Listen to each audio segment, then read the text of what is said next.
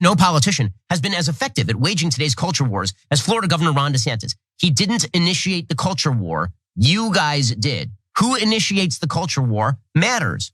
If you punch me and then I punch you back, I didn't initiate the fight. You initiated the fight. And if Okay, so yeah, that's totally what he would do. He wouldn't run away screaming. But anyway, look, this is all about presenting themselves as victims.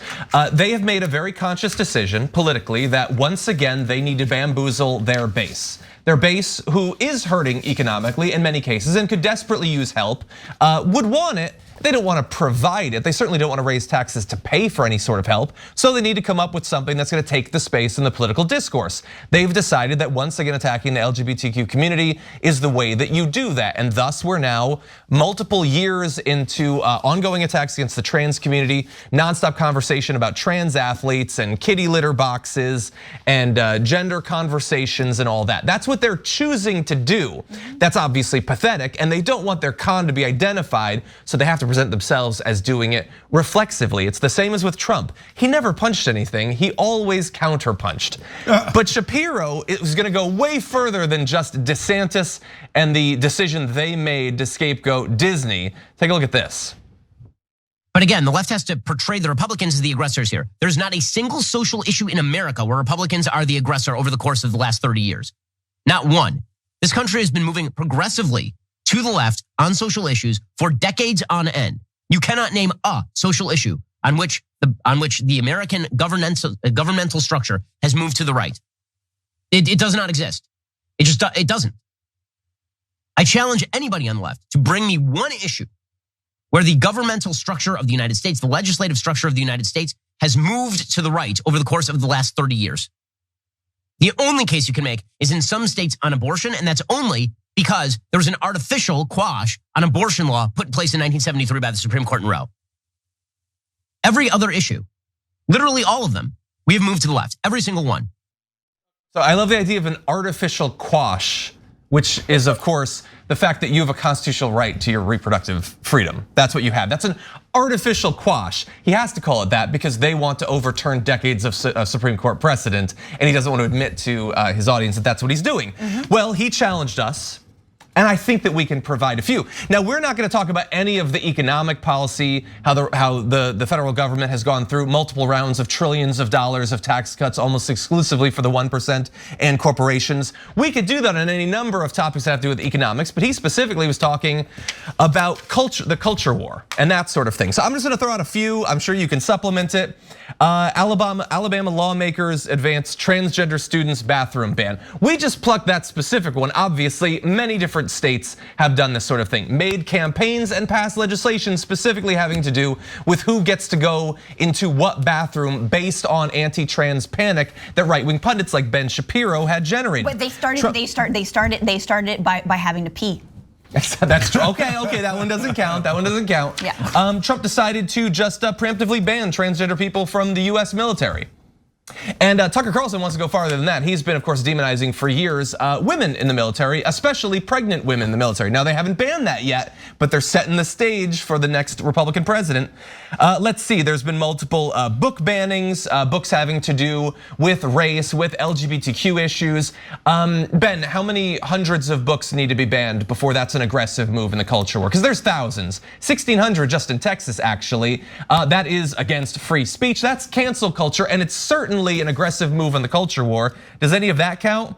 And of course, he admitted that, okay, maybe we've done a little bit on the whole abortion thing. Well, yes, they very much have. Oklahoma, of course, recently is passing a 6-week abortion ban. Ohio is debating a bill literally as we speak, a trigger law for if the Supreme Court ever overturns Roe v. Wade that would outlaw it entirely except to save the life of the mom. So no provisions for incest or rape or anything like that. They are as radical as anything you can imagine, and that's just us getting started.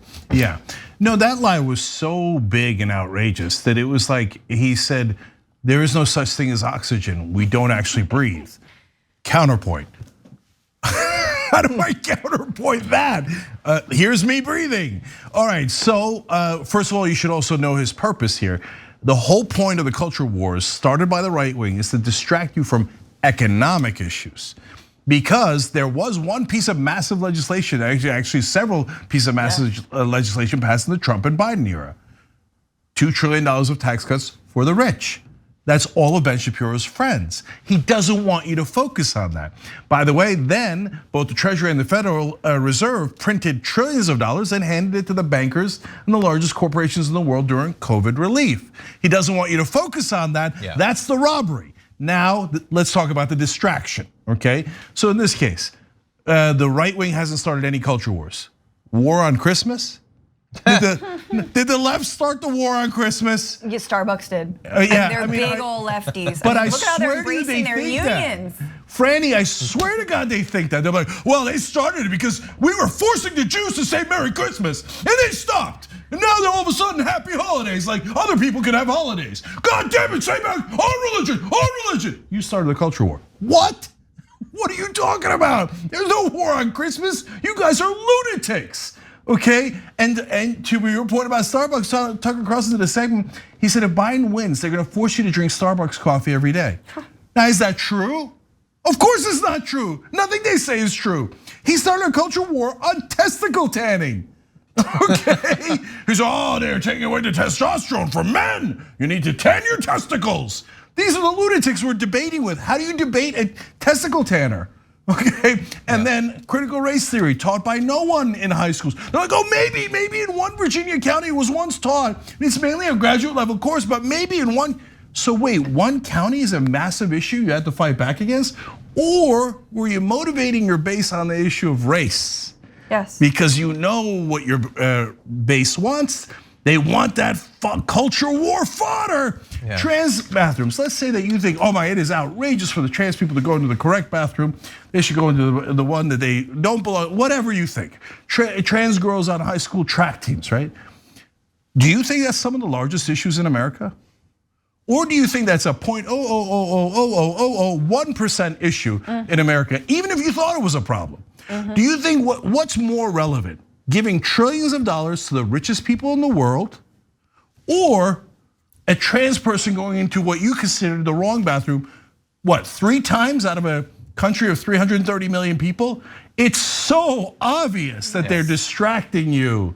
Wake up. Yeah, no, and they inflate it so much, and there is no evidence. It's just like the 2020 election over and over and over again. And some of us are interested. Oh wow, they're pivoting to CRT, they're pivoting to anti-trans stuff, and really doubling down on it. And it's all a figment of their imagination because they thrive on imagination. And sometimes I think to myself, do we do that, man? Do we make this boogeyman in our minds, and do we overhype the right? And then you see what they do, and you see them on January 6th, you're like, oh no, we got it right. Mainstream media got it wrong, but we were sounding the alarms on how these fascists were working. Last thing I'll say is, if Ben really wants to challenge the left to these debates about whether this country has moved farther to the right or to the left, look at the criminal justice system. 2 million people inside and outside of the prison industrial complex, the massive expanse.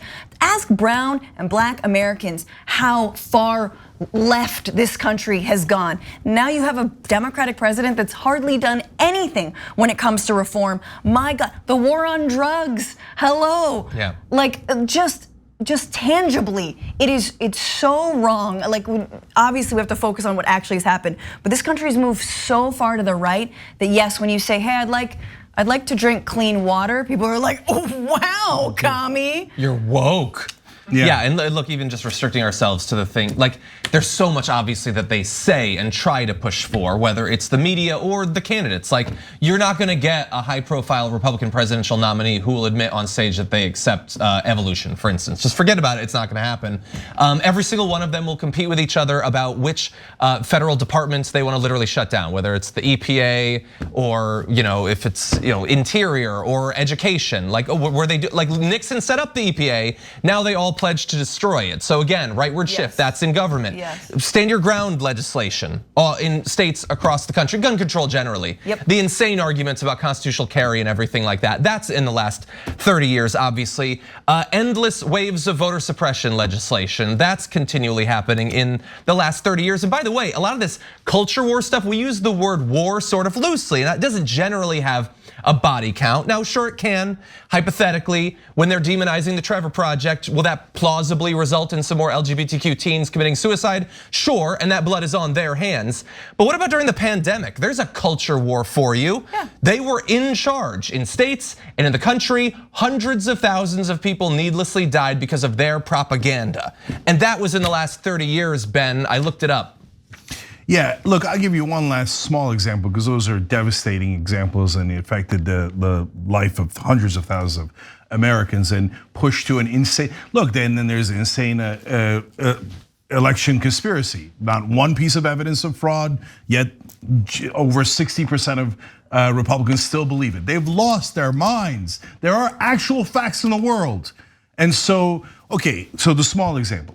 Remember the Dr. Seuss nonsense? The right wing started a cultural war on Dr. Seuss books. They would say, no, you guys did, because the Biden made Dr. Seuss stop printing the books that were politically incorrect. The Biden. But except they didn't. Dr. Seuss's family made a random decision regarding their business because those books were not selling because they were outdated. They had things in there that were offensive and people weren't buying it. They made a very normal capitalist decision within the family. And the right wing took that and pretended the left did it, Democrats did it, and that it was a law. None of that is true. You can look it up. There are still facts in the world. So why did they choose that issue to very specifically and purposely lie about? Because they wanted to create a culture war. Oh, remember the good old days when you used to read Dr. Seuss books? These commie left wingers don't even want you to read Cat in the Hat. That's not in one of the books, and it's not us, it was his own family. Oh, I can't believe it. Oh, look at this, the Grinch that stole Christmas. They're stealing the Grinch that stole Christmas. It's a double steal, right? And so, yes, it's true, one side lies all of the time, And it's not to say that everybody else is innocent. Mainstream media has its own lies. And we've talked a lot about those, but don't pin that on the left. We don't like the mainstream media any more than you do. Yeah. And so the idea that the mainstream media is liberal, especially on economic issues, is hilarious. But if a conservative hears this, their head will explode. No, Ben Shapiro, Tucker Carlson, my whole life have been telling me the media is liberal, the media is liberal, it's gotta be liberal. Really? They loved all the tax cuts for the rich. They loved all the wars that got all the money to the defense contractors, the oil companies, the bankers. They love everything that helps the rich.